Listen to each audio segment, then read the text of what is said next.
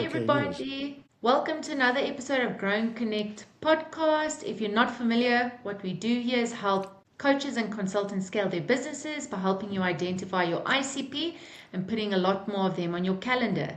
Today I have with me Bernard Chanliau, CEO of BC Team Coaching Limited. Bernard brings over 20 years of global experience and more than 8,000 hours of coaching to C-suite leaders, entrepreneurs, and high-growth teams. Welcome, Bernard. Thank you, Michelle. Appreciate the invitation. Such a pleasure.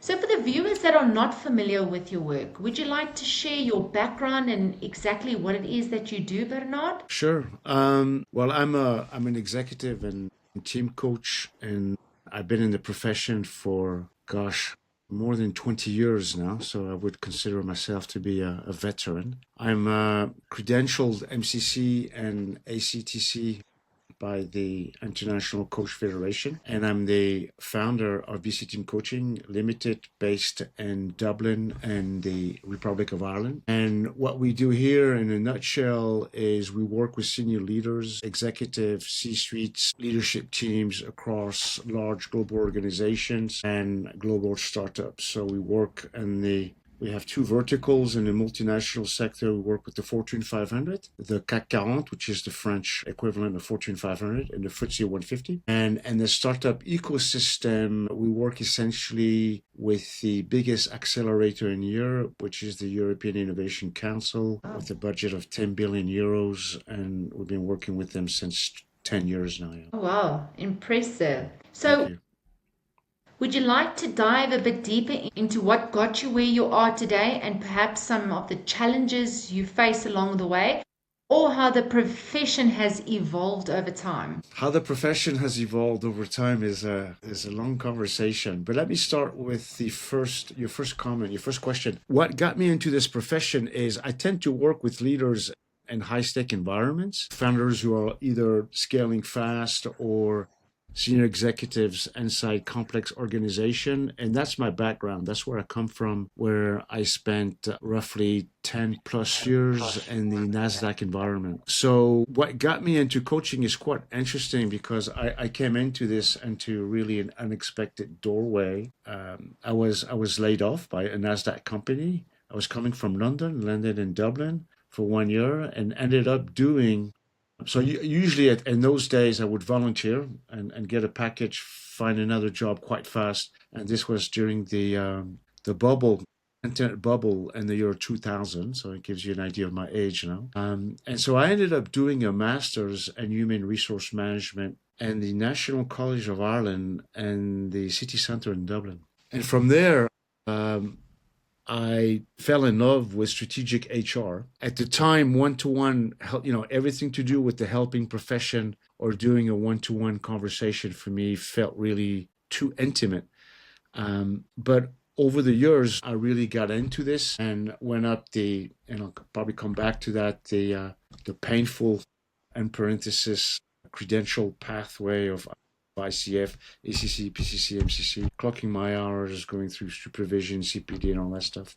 And the big shift of what got me there was around 2009 and 2010. This country, excuse me, went bust. I apologize. Ireland went bust. We got bailed out by the European Central Bank, as did Portugal, is the pigs, Ireland, Greece, and Spain. And so the big shift was moving into systemic coaching. And today I believe, because you asked me the evolution of coaching to a certain extent, that coaching is becoming more systemic and outside of the individual one-to-one. So you're looking at the space between the individual, and that's where our sweet spot is, and coaching the system, which that individual belongs to. So it's a lot of it is contextual leadership around that. And it took me 10 years to train into this because I come from a very linear transactional world in the NASDAQ, as I was European sales director for different NASDAQ companies. So this is about quarterly business reviews and closing sales, and very transactional, very linear. And so this systemic approach, this big balcony view, it took me about 10 years to kind of rewire my brain, if you want to put it this way. So that's what got me where I am today. It supported me for that. And the evolution, or do you want me to answer that question, or do you want me, was that going to be another question, or would you Yeah, like me you can to? answer it. How has Okay. the profession evolved over time? So the profession has evolved quite significantly since 20 years. So I've been in this profession for 20 years. I have more than 7 hours of coaching hours logged by the ICF, coaching essentially, as I mentioned, executives and today the C-suite. From doing 20 years ago, at least in this part of the world, which is Northern Europe, so it's Ireland or the UK, it was essentially remedial coaching when we started 20 years ago. So the clients or the coachees that would come in would be at a senior position and something was wrong with them in parenthesis and we had to fix them. So it was kind of the approach that we got from HR, but it was great because it was high value ticket clients and they came. We were one of the first companies in the Republic of Ireland to focus on that. And I still remember in those days, when people were asking me, so what do you do? Well, I'm a coach, and they would ask me which sports do you coach in? I said, no, I coach executives. So I had to really be specific into that. Today, so I saw the whole evolution of obviously more and more coaches coming into the market. Today, roughly, according to the latest ICF surveys, there's about 125,000 coaches globally. It's a 5 billion USD market. When I came in, it was just around 3 billion, and you had less than 1,000, maybe 60 to 70,000 coaches at the crux of it. So it's quite interesting to see how the profession has evolved, and today it's more about how do you differentiate yourself, what are your USPs, and we'll probably talk about that in the coming of artificial intelligence into our profession. So I have witnessed the Uberization of our profession through the digital coaching platforms. There's some unicorns are out there, and even myself have tested some of them just to see how that works. And it's not my cup of tea. Only today, only work with one or two of them, and because they of the quality of the clients that they give us. But on the other hand, you could see that the market has evolved with more and more training accredited schools coming in, whether it's EMCC, ICF, or others. More and more coaches are coming into the market. So the differentiation in the middle of the market, and then in the top, you have the high value ticket, the C-suite where we're positioned, and the systemic approach. So it's an interesting time to be in that profession because there's that attention and it's evolving quite fast. And I think with the avenue of artificial intelligence, we've yet to see the crux of it, actually. I hear you. And then, how is business currently doing? What would you say is one thing you're doing really well right? One things we're doing quite well is the fact that we've been 20 years in this profession. We're growing through trust and referrals, essentially within the corporate multinational sector, especially from senior leaders who've experienced our work, especially my work, and want them for their teams. So as I mentioned, we work at the individual level, at the team level, and organizational level, like a Russian doll, from a systemic perspective. And that's quite consistent with the high quality delivery that we've been doing over the years and the strong client experience. What I did not mention is what we do at BCT Coaching is solely coaching. I don't supervise, I don't do mentoring, or I'm not an educator, in other words. So that's what we're doing quite well. Obviously, it's getting tougher and tougher. As I mentioned, the market is shifting. It's evolving every year as our direct client is being cannibalized by the digital coaching platform. So we have to reinvent ourselves constantly every year. Yeah. So then, is that one thing that you're working actively on improving currently, would you say? Yeah, I mean, one of the things that we're trying to improve is this. I mean, this technology. Again, I keep on talking about that, so we'll go into this. There is AI coaching and there is AI and coaching, so we have to differentiate the two coming in right now.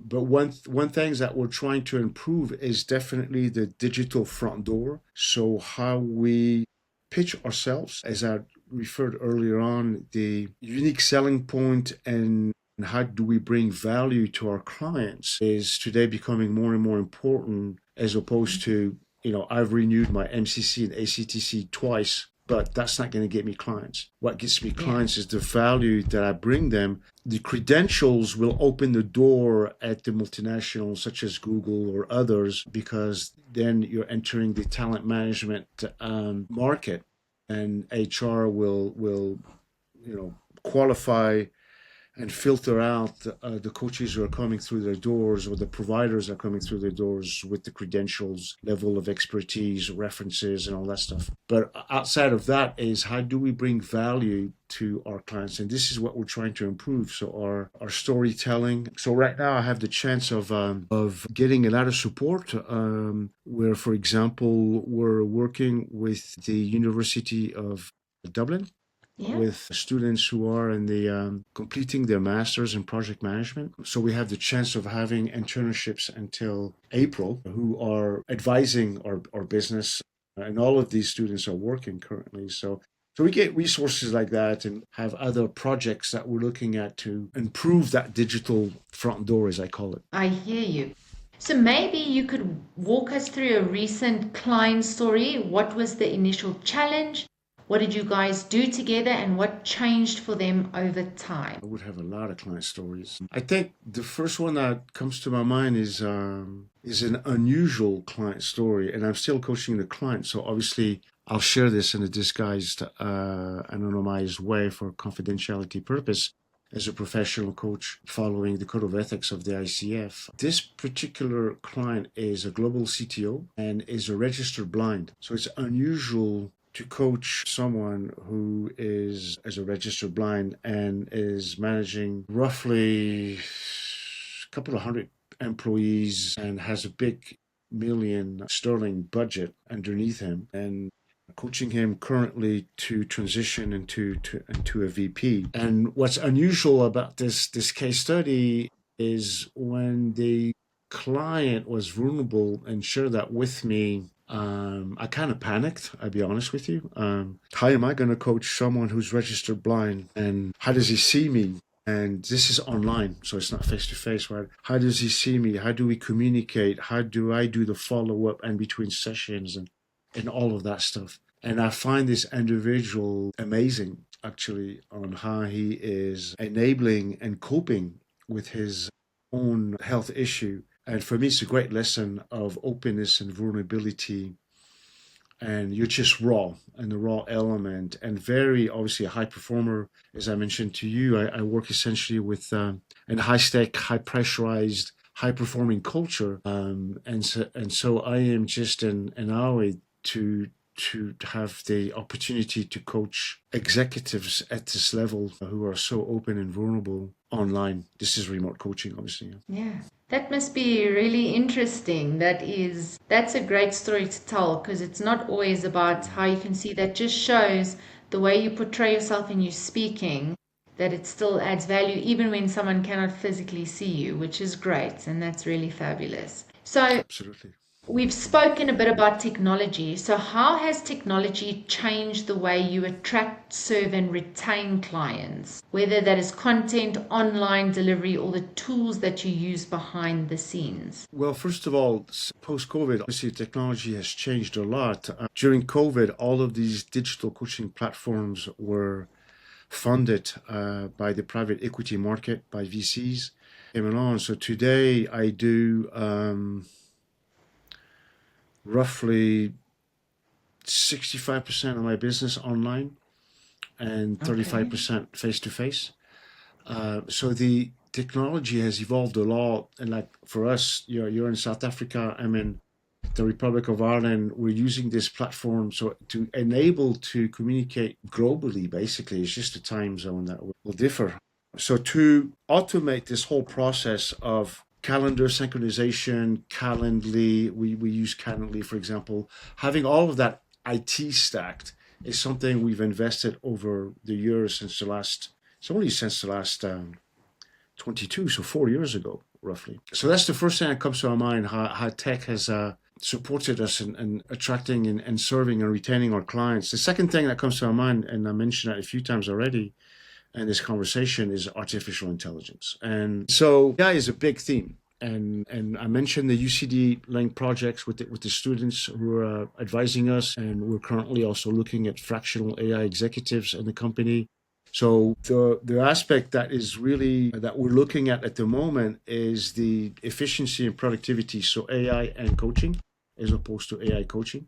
So currently I don't use artificial intelligence during my sessions with clients. So no AI summary note taking, essentially, which is the main one. I use it in between sessions or at the beginning of sessions in terms of understanding the SWOT analysis or PESLA analysis of the vertical contextual market of where my clients are working in, especially with the startup ecosystem. That's critical because sometimes I have no clue of the technology because this is, startups who are funded at the Series A level. That's the minimum that we work in. And it's high level technologies in the clean tech, fintech, med tech, or whatever sector. So the advent of technology today is around how can we then, it's left brain stuff, how can we then gain more and more efficient timing and the process of the journey of coaching with clients. Now, you mentioned another aspect, which is the attraction. So this is more on the sales and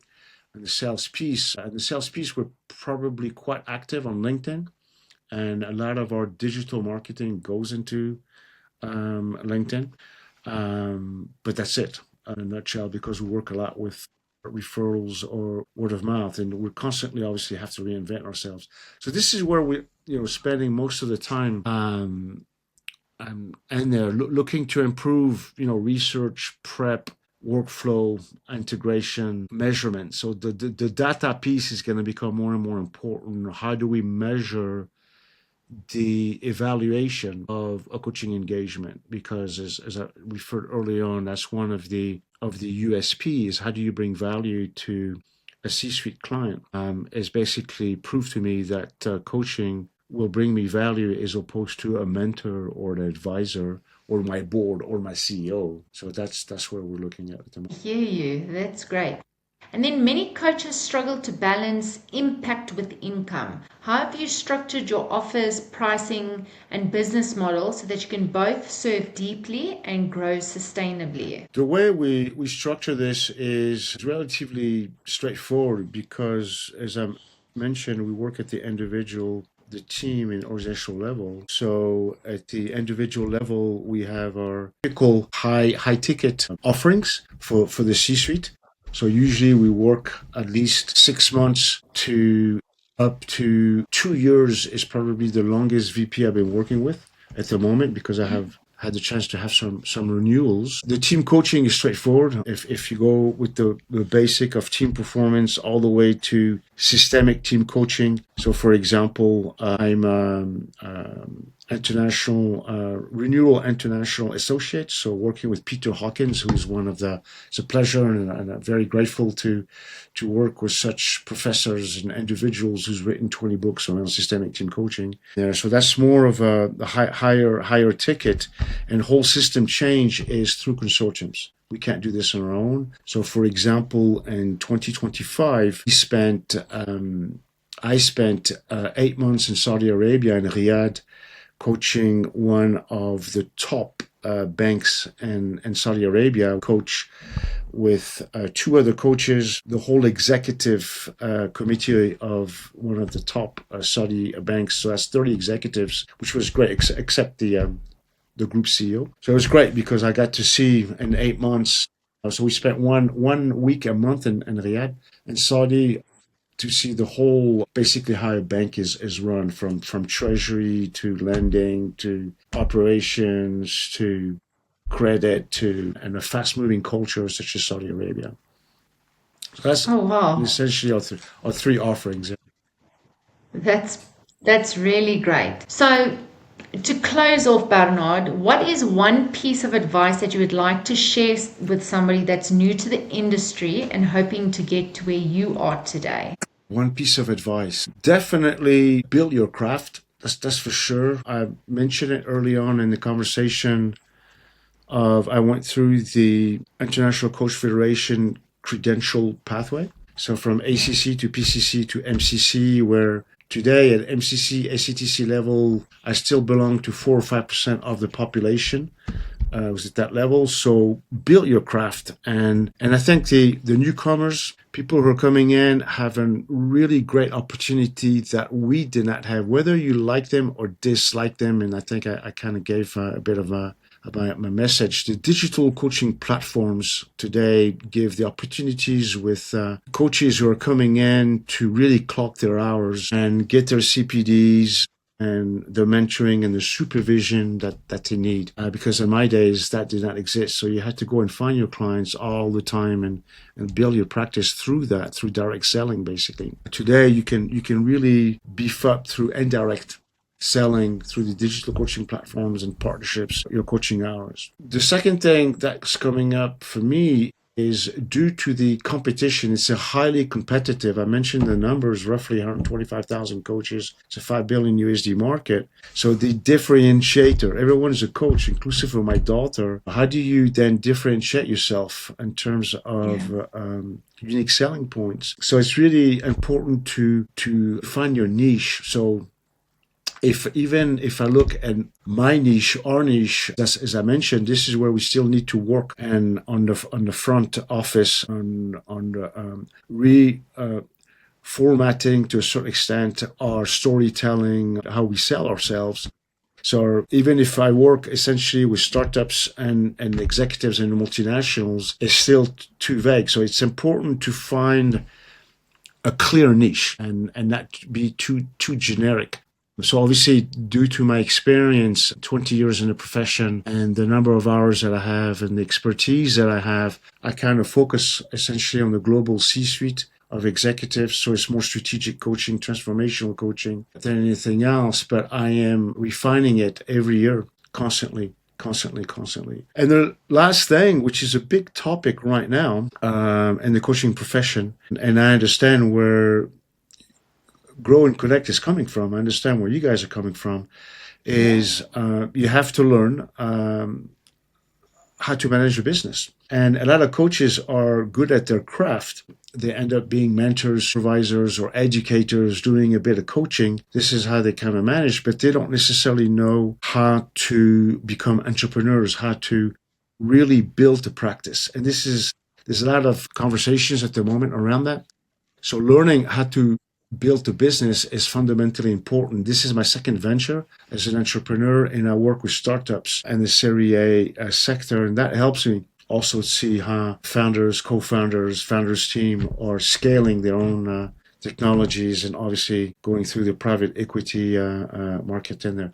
So that would be my three recommendations. And today, supervision is my research and development. So I invest a lot into supervision as a professional coach. It's taken me a while to find a great supervisor who comes from the Tavistock Institute, which is a technology that informs me, which is a psychodynamic analysis and a systemic approach of working with clients. And that is really my R&D on a regular basis, being supervised as a coach. Wow, that's some really great advice. I think you've covered all three aspects there. So if collaborators or potential clients would like to reach out, what would be the best way to do so? If they want to reach out, for me, it's LinkedIn. They can always look at my LinkedIn profile under my name, Bernard Chanliau, Chanliau. And then from there, you'll have all of the channels through our social media websites, because we have two websites. I wrote also a book. I didn't mention that. So I have a landing page with my book on the startup ecosystem, how to scale up. And that's it, yeah. Fantastic. Thank you so much for joining today. It's been a really valuable episode, and I hope the audience enjoyed it as much as I did. So thank you everyone for tuning in today's episode, and we look forward to seeing you on the next one. Thank you very much for the invitation, Michelle. It's such a pleasure, Bernard.